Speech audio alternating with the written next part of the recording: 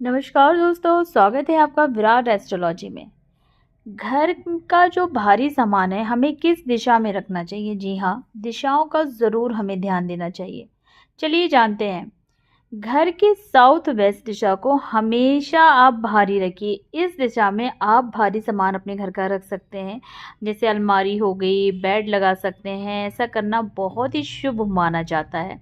अगर ये दिशा खाली है या हल्की है तो करियर और बिजनेस में स्थिरता की कमी रहती है और आप बार बार अपना रास्ता बदलते हैं।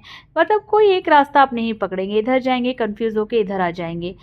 इस कोने को भारी रखने से आपको समाज में मान सम्मान प्राप्त होता है, निर्णय लेने की क्षमता बढ़ती है। दोस्तों, अगर आपको वीडियो मेरी पसंद आई, वीडियो लाइक करें, मेरे चैनल को सब्सक्राइब करें। फिर मिलेंगे। जय श्री श्याम, जय माता दी।